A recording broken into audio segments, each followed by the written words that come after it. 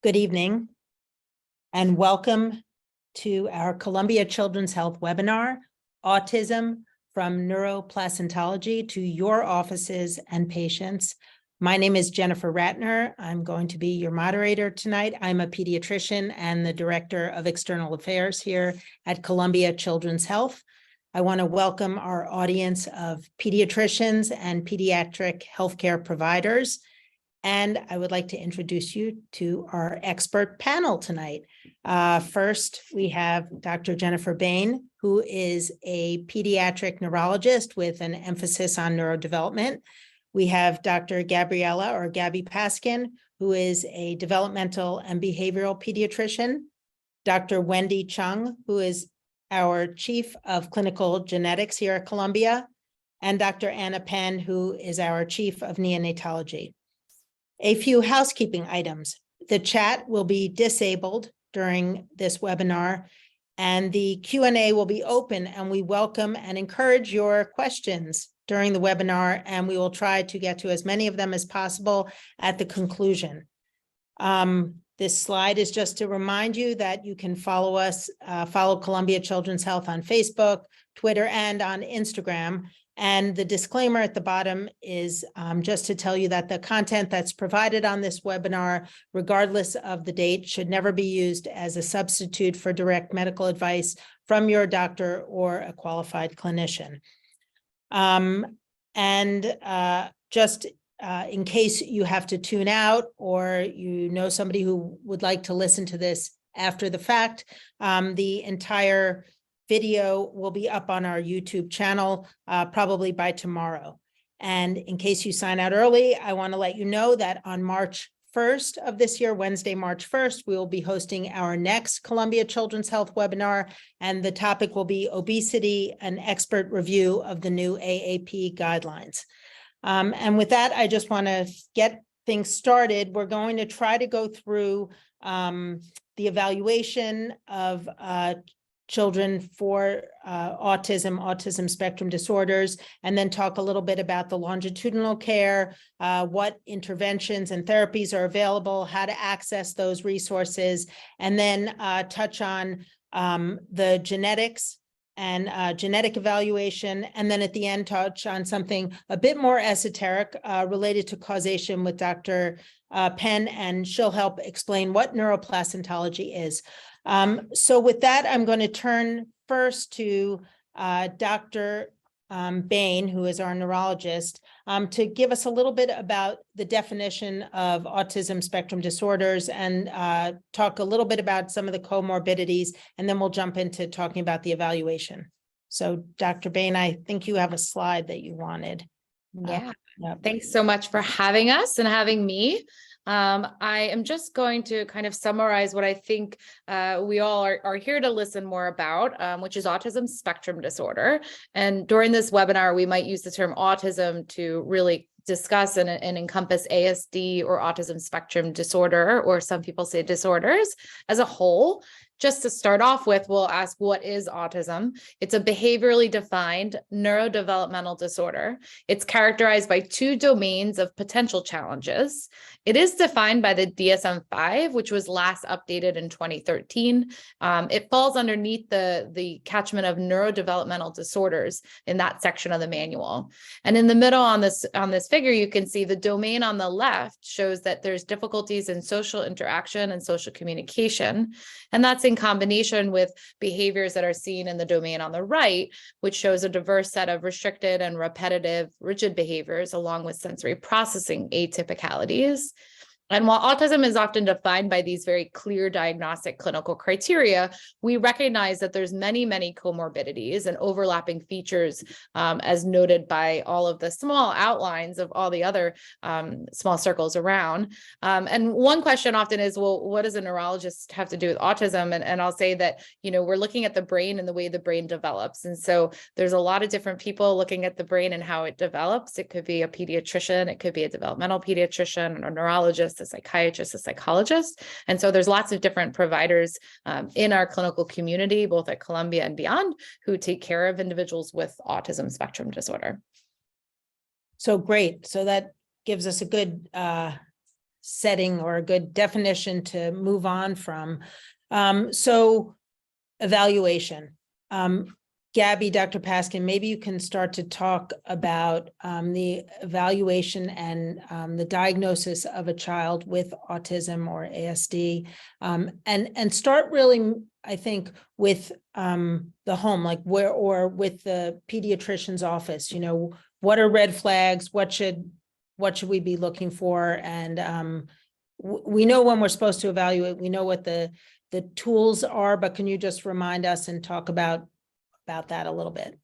Sure. Thanks so much for having me. Just to piggyback a little bit on what Dr. Bain said, just to remember that the criteria for autism spectrum disorders are very broad, and they're purposely written very broadly, which makes the diagnosis and understanding what autism is very confusing to basically everybody, even the people who do this all the time. And so sometimes it's very clear and sometimes it's not as clear. And that's partly because some of the symptoms can be quite subtle, and how kids fall into their criteria might be different. And so all kids are different. Someone once told me every child with autism is different. So you meet one kid with autism, you just met one kid with autism. So to remember that makes it confusing, and it makes it especially confusing to families when they're trying to navigate this process. So thinking about families who might come with concerns about autism, or maybe pediatricians develop concerns about autism. So obviously that's a red flag if a family is coming with specific concerns, or you as a pediatrician have concerns. But we know that the AAP supports screening at 18 and 24 months. Most commonly, they use the MCHEP, but any autism screener is acceptable. And so that's a common way that kids often get referred to us, because maybe they screened positive or kind of in an at-risk range on one of those screening tests, or maybe they didn't, but concerns have been noted. So there's obviously a list of kind of what we call red flags that we talk about, especially in young children, kids kind of 18 months and 24 months. And I'm not going to list them all, but kids who aren't pointing, kids who aren't answering to their name, kids who are not making eye contact, who are not using toys appropriately, who are doing some kind of stereotyped behavior, or have unusual, some kind of unusual repetitive behavior that's not typical of that age. And so those obviously are red flags, and would prompt either further evaluation or by us or by a pediatrician to figure out what to do next. If you have concerns about autism, we want them evaluated by someone who has an expertise in autism, who can help them get a diagnosis or kind of figure out what's going on. And so, as Dr. Bain says, that can be a lot of different people. So that could be like me, a developmental pediatrician, or a pediatric neurologist. It could be a psychologist, many different people. And so we know the issue, and I'm sure we'll talk about often, is really about access and getting a prompt evaluation.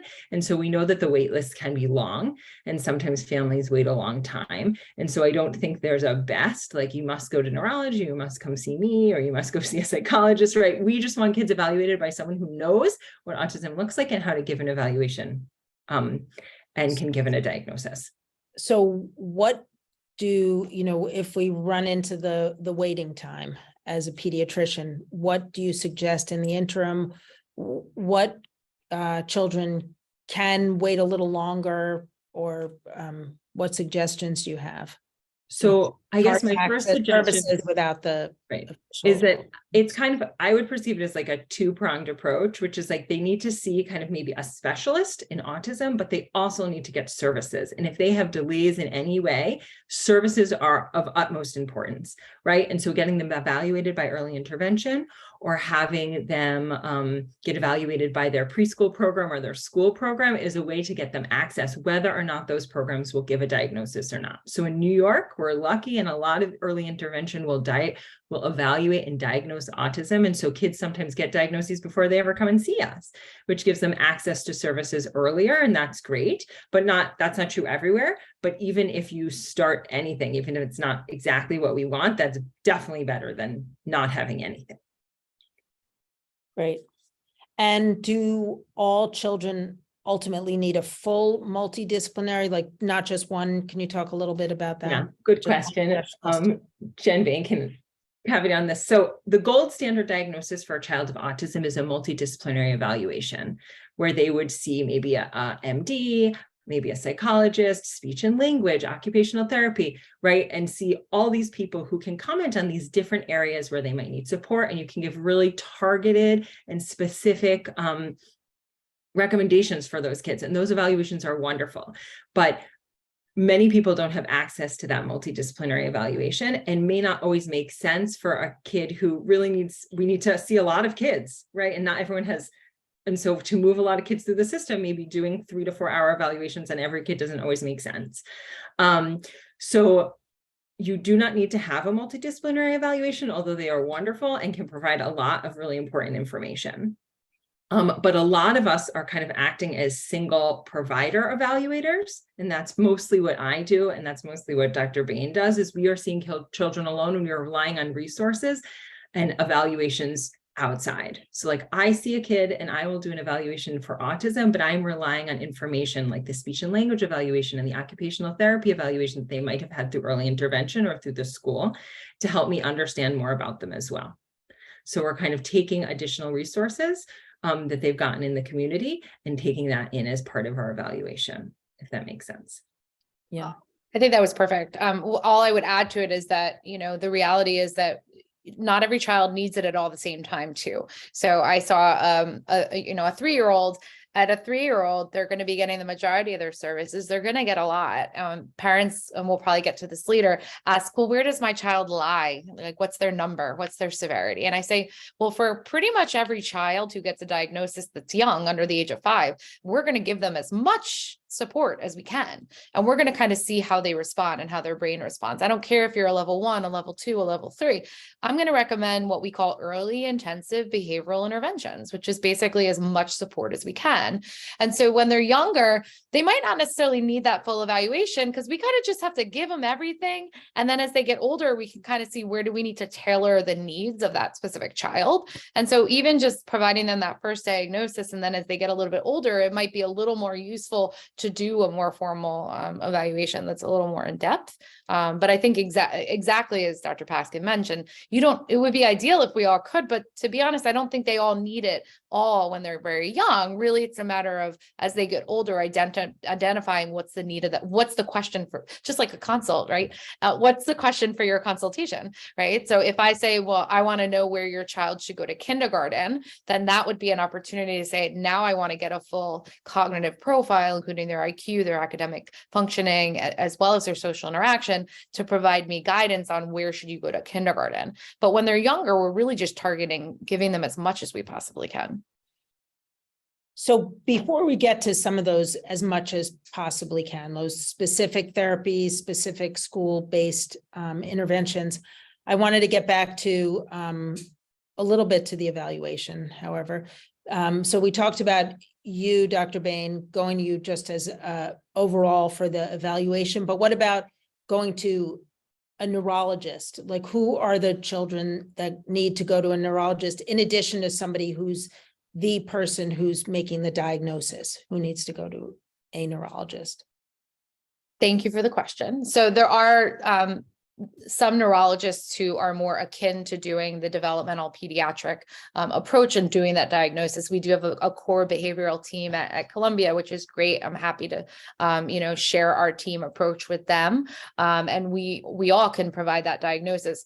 But the question of when do you see a neurologist? Well, I would say that everybody with autism has a brain, and so everybody should see neurology at one point or another. However, that doesn't necessarily mean that needs to be their primary provider, kind of their quarterback, if you will, along the way. So you find an autism provider at one point, whether that's Dr. Paskin or your psychologist at our autism center or me, and then you follow them routinely to kind of see where they're going on their trajectory, what their needs are, where their strengths are, where their weaknesses are, and how do we address them.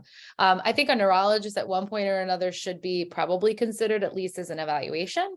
What we recommend is you absolutely should see a neurologist if the child has global developmental delays. So global developmental delays, meaning delays walking, delays talking. If that child is getting OT, NT, PT, and speech, and ABA, they very likely should have been seen by a neurologist at one point or another. Because then our question is, in our toolbox, is there an underlying neurological disorder that would warrant further neurological testing? For example, brain imaging, electroencephalography or brainwave testing. We can get to genetics as something that some neurologists use in their toolbox, or going to clinical genetics. So I do think that global developmental delay, everybody with autism should definitely be seeing.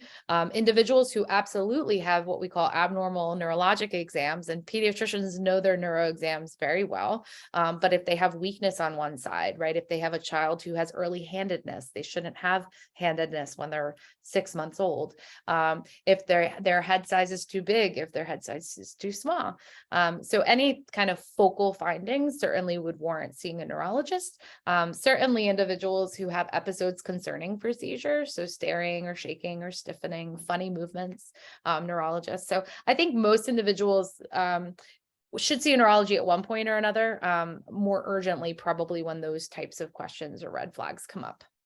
So since we're on the children who do need to see a neurologist, a question came in the Q&A, and I'm going to try to save most of them for the end, but just about the necessity of MRI during that specific neuro evaluation.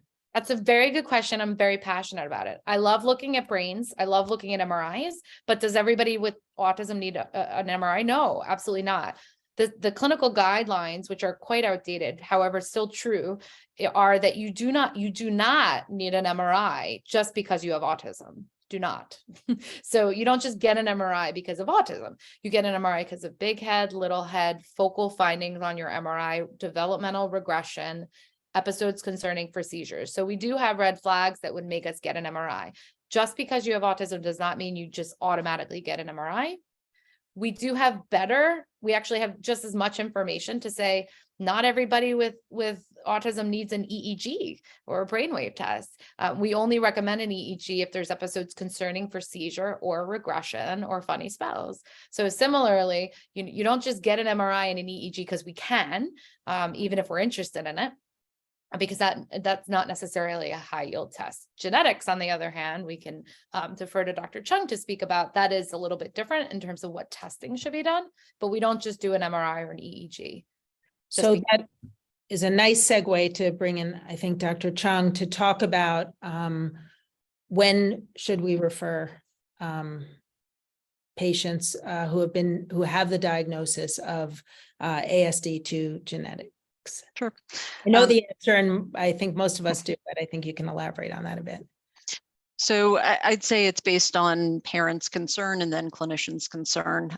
Anyone with an autism diagnosis, I think, is reasonable for referral, but what are you going to do with the information? I think it's important to think the next step in terms of what's the utility of a diagnosis. Some parents are concerned about risk of recurrence. That is, they're still planning to have other children and they want to know, is this something that's going to happen again? And can they get better estimates and or reproductive options? So one point that sometimes escapes people is, in many cases, when we do find a genetic etiology in the child with autism, it actually will not recur or is very unlikely to recur. And that can actually be incredibly reassuring to parents to know that even though they have a child oftentimes with intellectual disabilities and autism, that it's not something that's going to happen again, and to give them kind of freedom to be able to think through having other children. In some cases, especially with young children, parents are concerned about prognosis, and it's sometimes difficult to project trajectories, especially when you've got a 2-year-old or 3-year-old and they really want to be able to think, what are the future needs going to be? To the extent that we can find a specific, if you will, genetic subtype of autism, that oftentimes clarifies prognosis and can help. Sometimes it's questions about other associated features. And so things like Jen was mentioning epilepsy, there are certain, again, genetic forms of autism that have a higher prevalence of epilepsy, and we might actually proactively monitor for that depending on the condition and depending on the, obviously these are treatable conditions many times. And it's rare, but there are some forms of autism that actually are degenerative. And so although that's not happy news to have, it's important to know. And for a few cases, there is treatment available. So especially some of the metabolic disorders, and we don't want to miss a treatment when it is available. If you think about the genetic testing that is available, the more of the following things I'll list that you have on the checklist, the more likely you are to find a genetic diagnosis. So the biggest one being intellectual disabilities. So intellectual disabilities, more significant developmental delays. When you see that, there's more likely to be a genetic etiology. Females are more likely when diagnosed to have a genetic etiology. And then any associated features, seizures, dysmorphic facial features, abnormalities on that MRI that we talked about, any sort of congenital anomalies, problems with growth, so being short stature or problems in terms of failure to thrive. When you start hearing any of those, more likely to identify a genetic etiology. Ironically, family history does not necessarily predict that we're going to find the gene. And that's because in many cases, although it sounds exactly counterintuitive, individuals that may have a quote unquote higher functioning autism, and oftentimes with that running in the family, we don't yet understand the single gene factors that predispose to that. They're probably often a combination of multiple factors and more difficult to put your finger on. So for all of those reasons, genetic workups can be helpful. In some cases, many different doctor types feel comfortable doing at least what I'd call a first-tier genetic evaluation, either with a chromosome microarray and or panel of genes associated with it. Some doctors will feel very comfortable even going more broadly to things like exome sequencing. But at this point, I'll just say that insurance covers genetic testing for most individuals, so don't let that hold you back. And what's the process here? Would they see a counselor?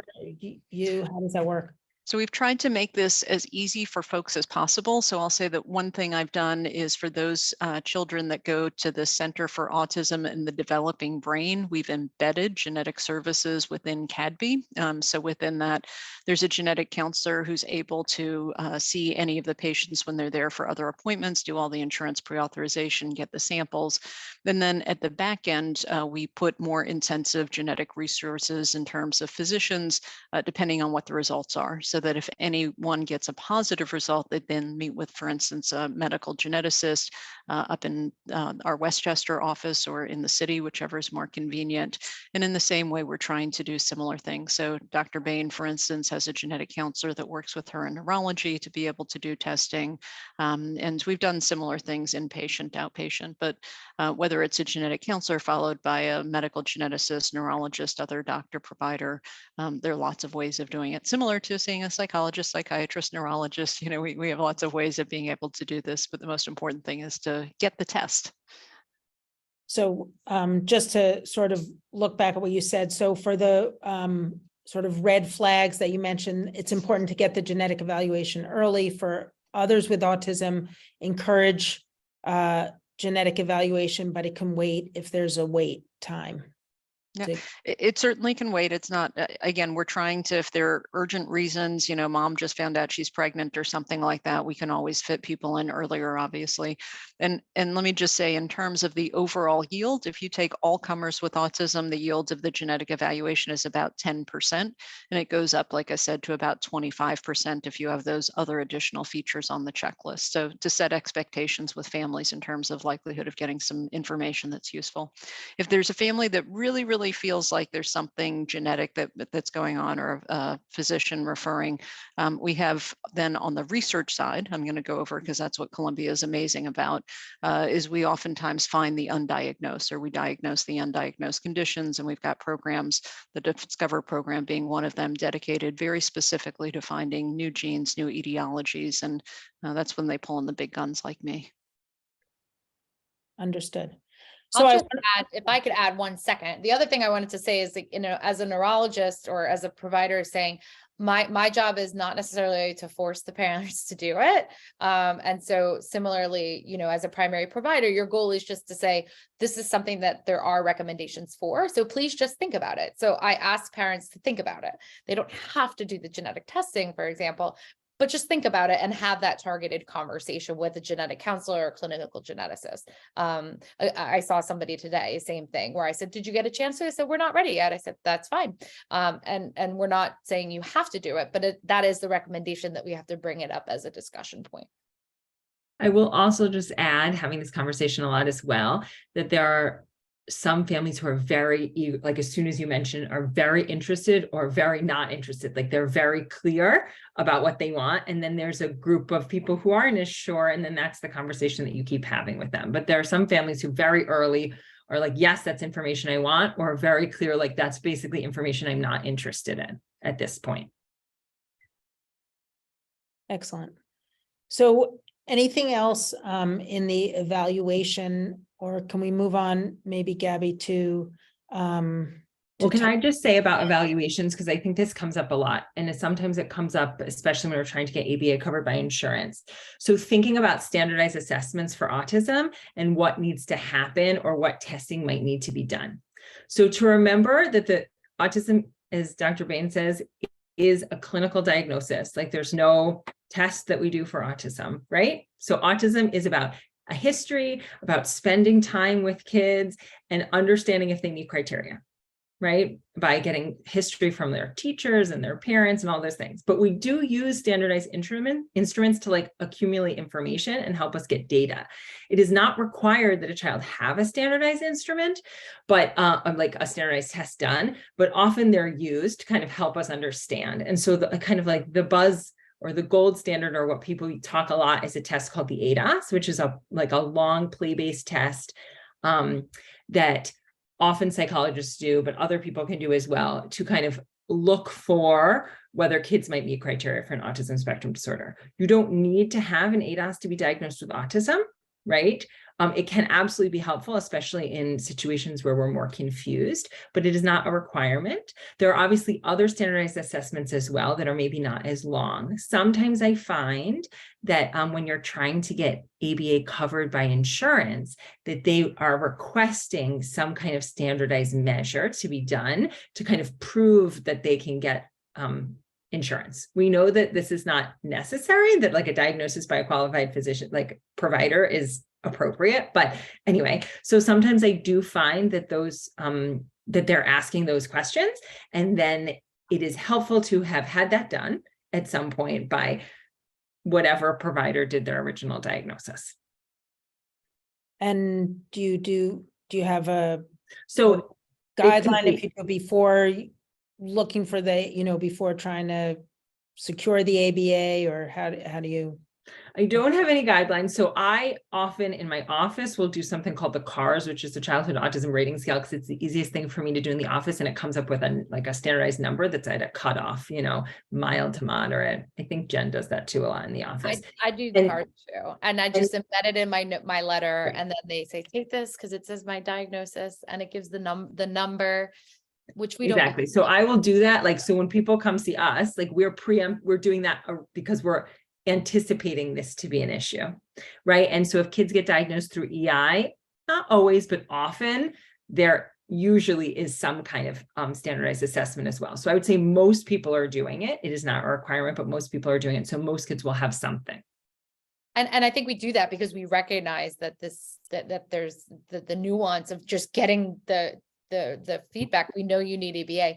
I will say it typically ends up being people who I feel like are kind of either lower, not necessarily as obvious, and aren't necessarily as severe. And so you have to kind of prove to the insurance company, just like everything else, right, that yes, this person would benefit, because ABA is actually really only approved for individuals with autism. That being said, the behavioral aspects of it are likely very applicable to many people. However, the practice itself of ABA is only for autism. So can both of you speak a little bit to ABA and other therapies, and who needs what, and how do you as providers make decisions on that? And then we'll talk after about school-based, but specifically the outpatient, It's I think the reality is, and I've heard this from experts in the field, that we don't really understand what autism is. And so how do we address something that we don't really understand what it is? And so us as clinicians, we like science, we like quantitative data.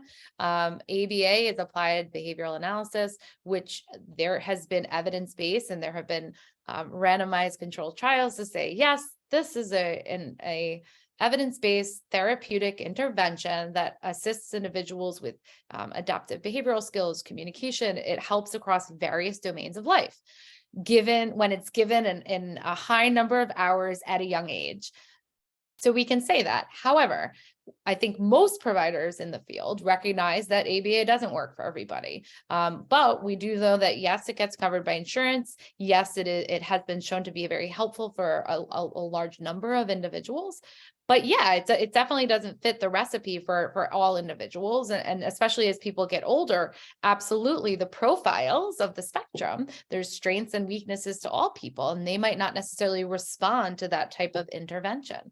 There are different types of behavioral interventions that have been also shown very helpful. And actually there are ongoing clinical trials and evidence-based practices out there for different types of modalities, such as early start Denver method and the Jasper method and the DIR floor time method. So I don't think autism experts would want you to necessarily know about all these types of therapies. You don't need to know about them, but recognize that, yes, we think that this is a behaviorally defined disorder characterized certain behaviors that are not always, but can be problematic or intrusive.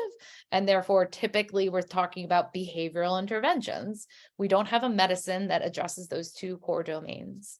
I'm going to pass it off to Gabby and see if she wants to add anything. So I totally agree.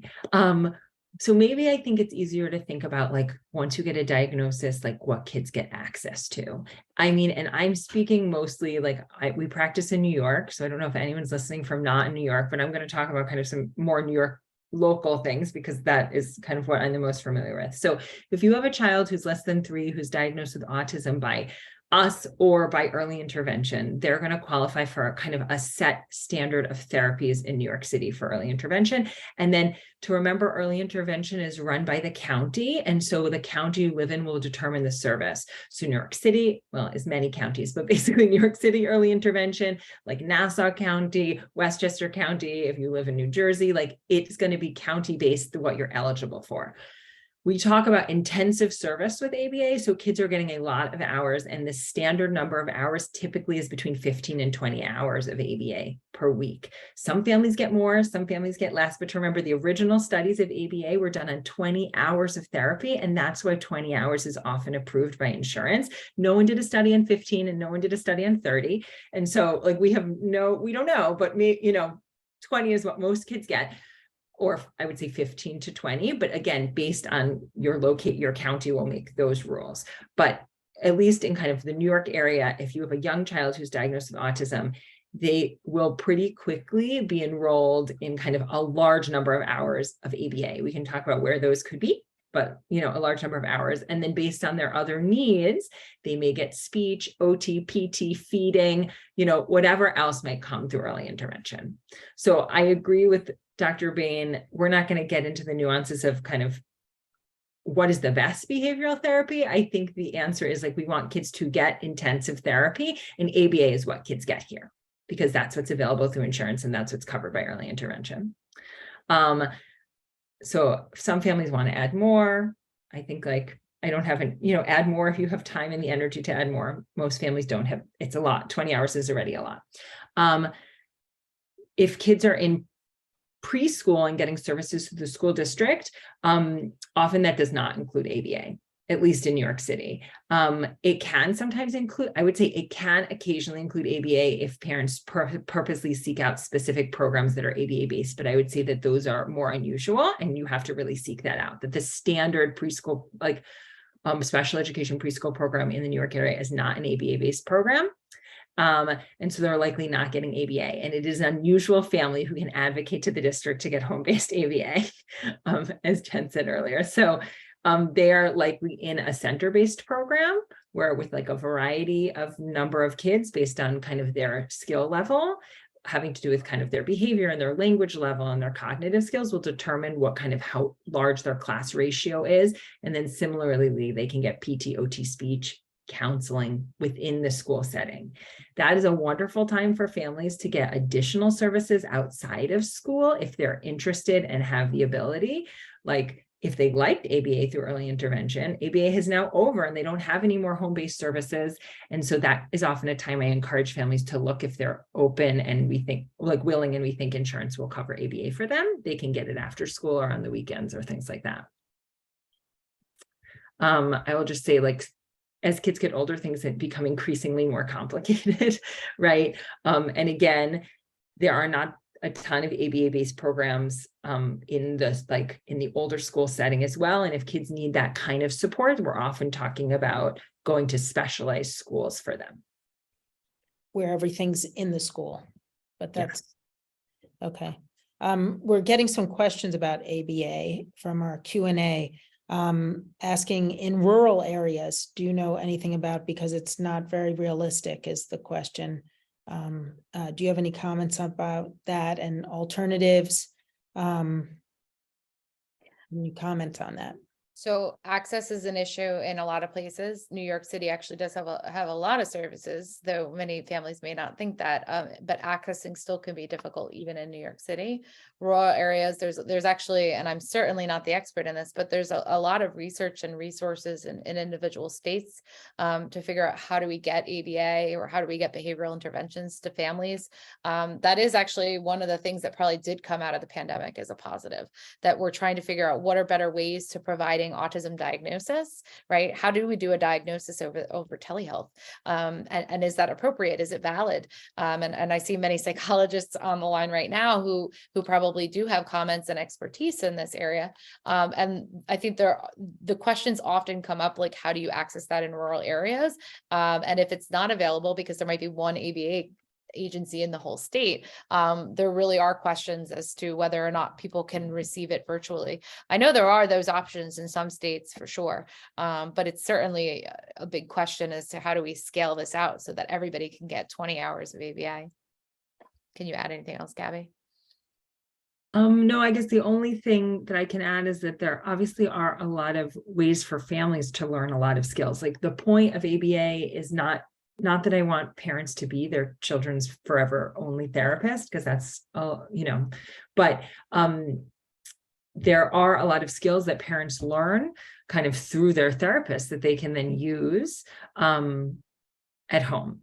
But I think if services are limited where you are, making sure school has to be provided, right? Whether you have exactly what the child needs, thinking about what is available even through school, even if that's not ABA, is going to be huge. And so making sure you just know what your resources are and how to help advocate through the school system.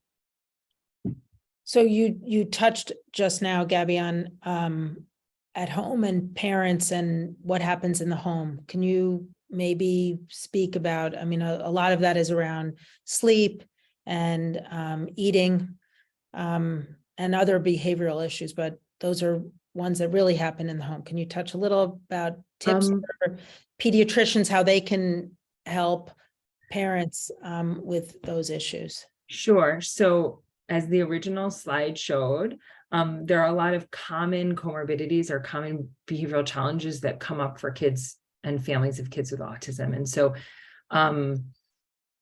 sleep and eating are like common things that we talk about all the time, in knowing that kids with autism often have dysregulated sleep patterns and can have difficulty and rigid eating patterns as well. So they might be particularly picky or quite limited in what they eat.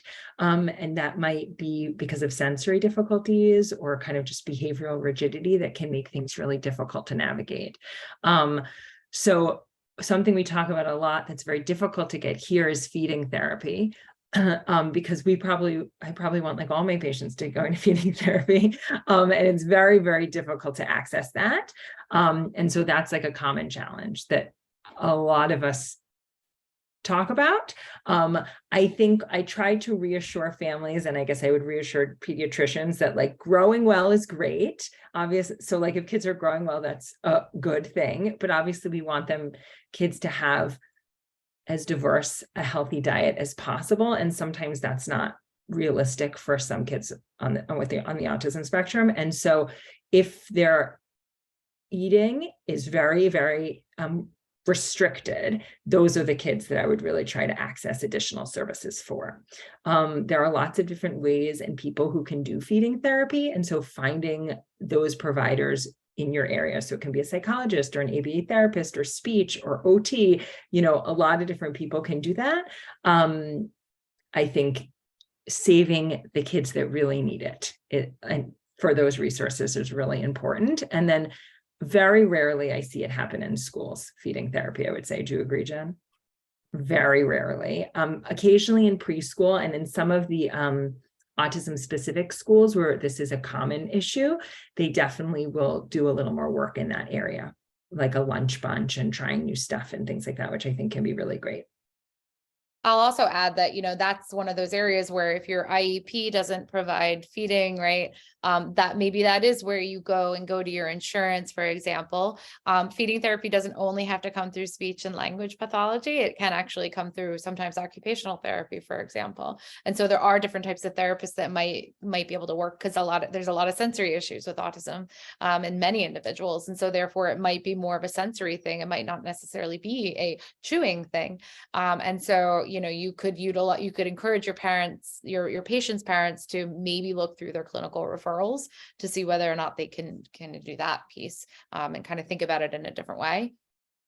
So I think the takeaway here is that all of us, whether general pediatricians or the more specialized autism specialists of all the different kinds, have to be flexible and creative in who we look to.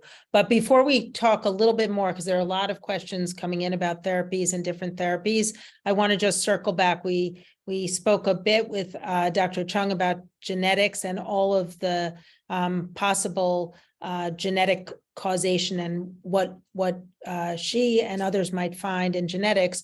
But I know that there are many of us out there, because we as pediatricians get a lot of questions, what caused this? And beyond genetics, we have an expert in a burgeoning field of neuroplacentology here, and that's Dr. Anna Penn, who's our chief of neonatology. And I wanted to ask her, what does that mean? What does the placenta have to do with any of this? What does the future hold? Because as many of us who know, genetics really was not part of this picture until about a decade, more or less ago, as something definitively to look for. And what do we have to look to in the future to be able to tell our patients about causation? Thank you for the invitation to talk about neuroplacentology, the word I made up. It just means the connection between the brain and the placenta. It really could be thought of much more as taking into account things that happen in the womb in addition to the genetics. So certainly the placenta actually belongs to babies, not moms. And genetically, of course, there's going to be a strong component there, but it's also the first organ to fully develop during pregnancy. And it performs lots of activities for the fetus as the fetus is developing, and particularly can influence brain development. And so we're very interested in the functions that the placenta performs before birth that, if they go awry, may predispose babies either because of genetic risk or just because of whatever the placental dysfunction is, that we may then see these neurodevelopmental changes, and the source of that change is in some ways long gone and harder to treat 3 years down the road than if we could predict it and intervene much earlier. So those are the things that we're interested in. For this audience as well, I just wanted to remind people that one of the things that neonatology has been very interested in, but I don't think it's made it into the general pediatric discussion so much, is that preterm infants are particularly predisposed to autistic disorders. Whether it's the same or different than the general population is still a matter of debate. There's a little bit less sex specificity in that it's not an equal number of boys and girls, but more girls are affected than you would see in a general population.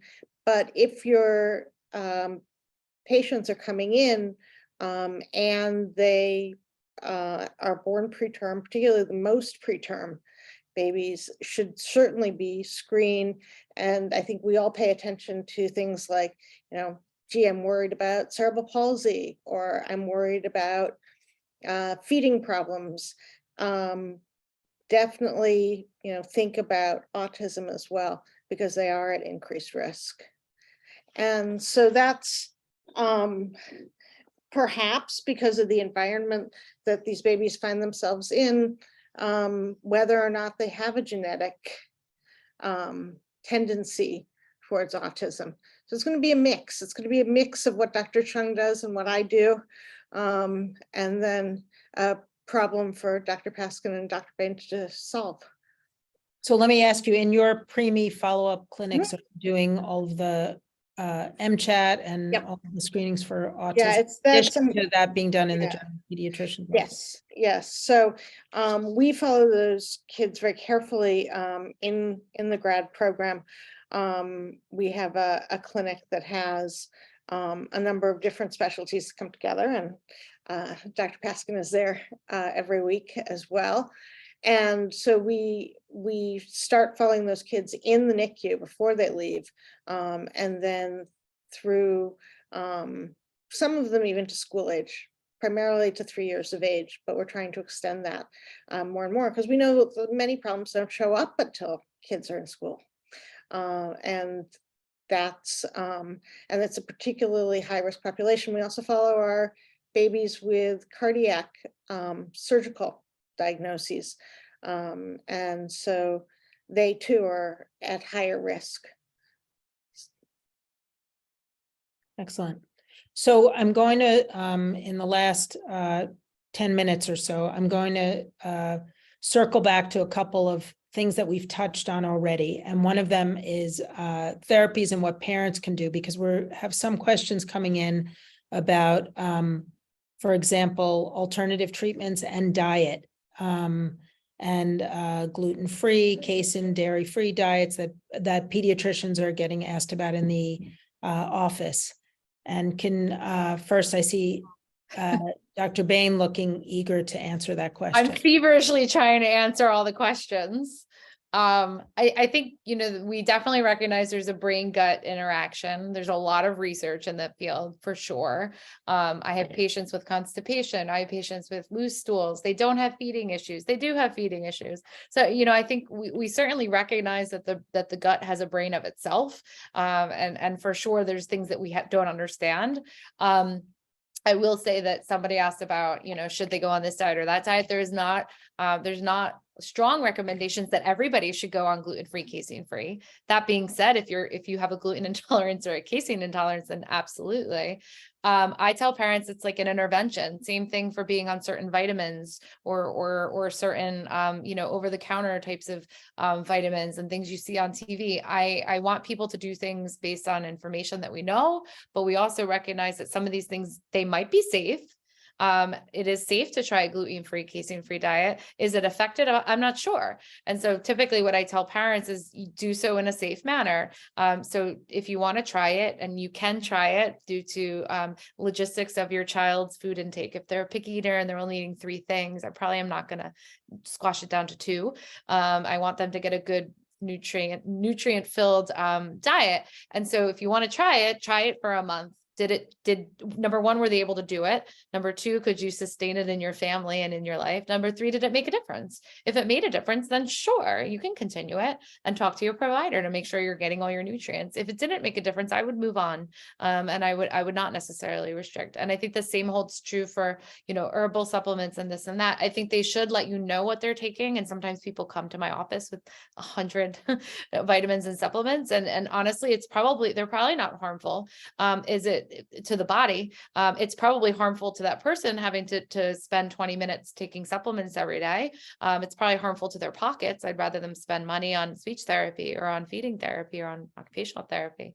But I think, we don't have clear guidelines because we don't have a lot of strong evidence to say that, yes, that's going to work. It might not be harmful, but is it actually going to work? I'm not sure. So I think as long as you're having that open dialogue with your patients to say, just tell me what you're doing.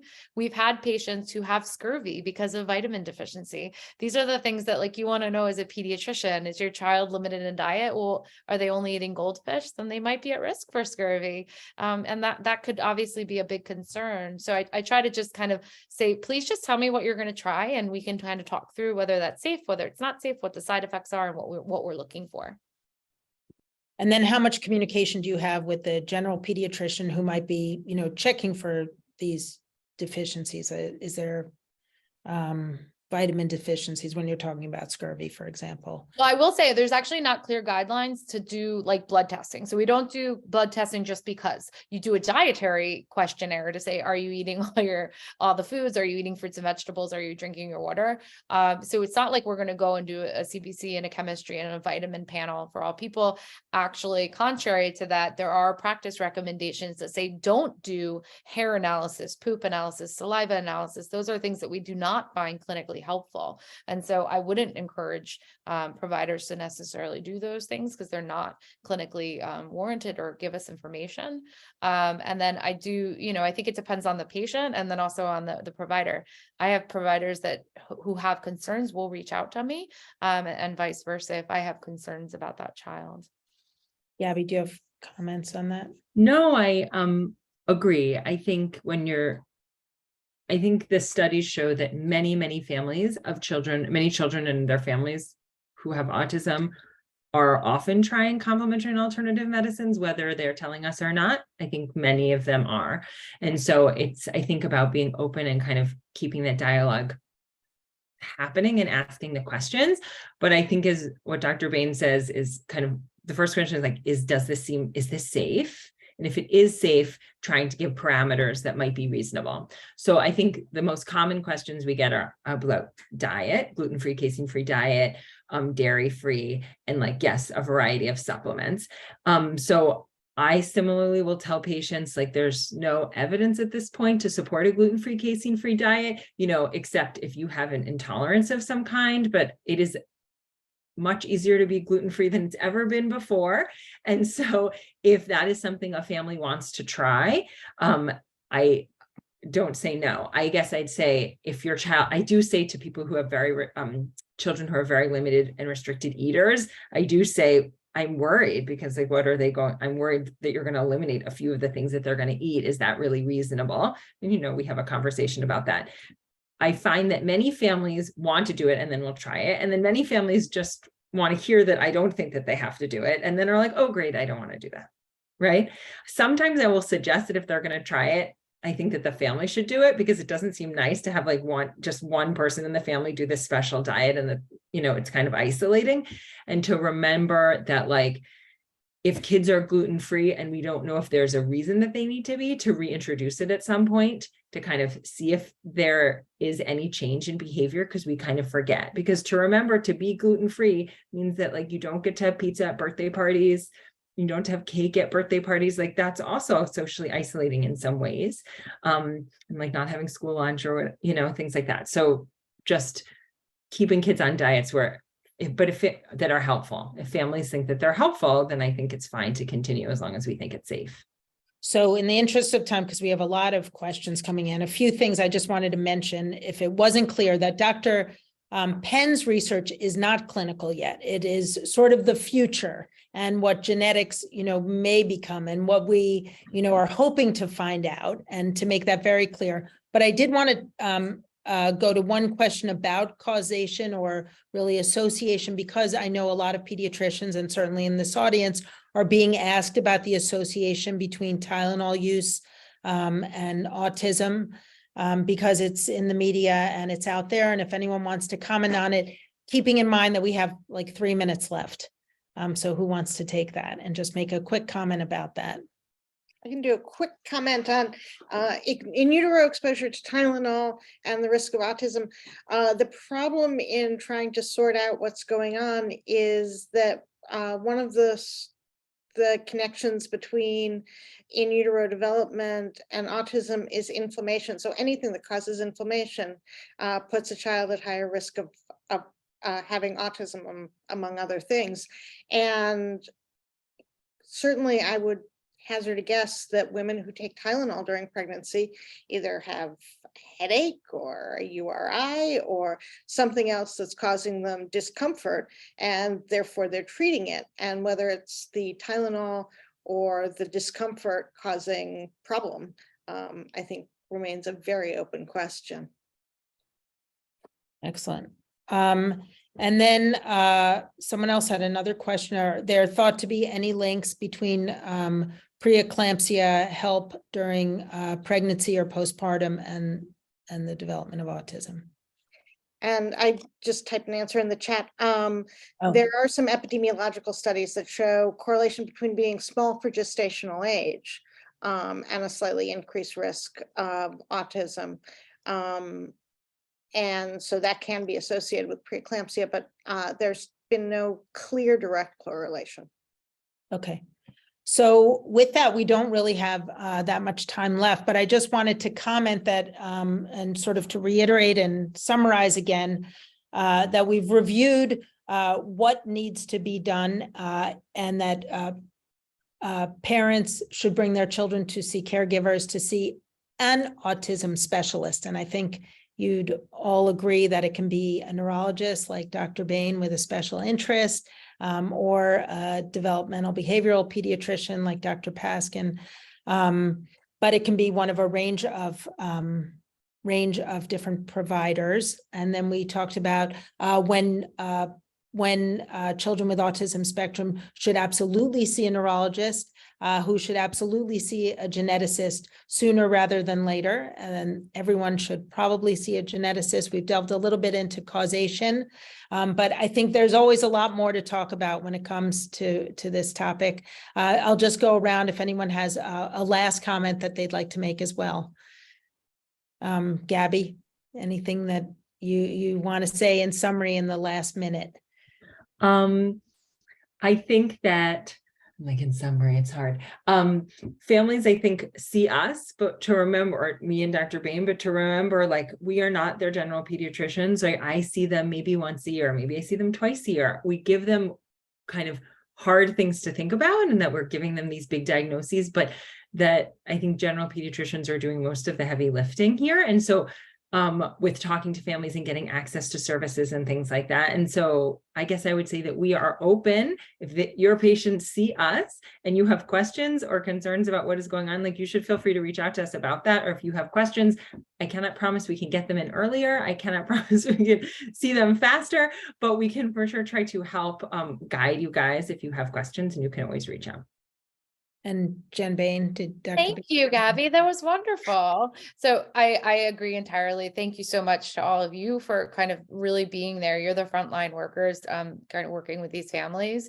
We see them a couple times a year, if that, and we give them the hard diagnoses, and we make them swallow that pill and kind of talk about that. I will just add, I'll put in a plug. We did start an organization called the New York Presbyterian Autism Task Force to try to improve our care and education and really resources for providers and families. And so you can look up New York Presbyterian Autism Task Force. And we actually align with Columbia, Cornell, New York Presbyterian, the Autism Center.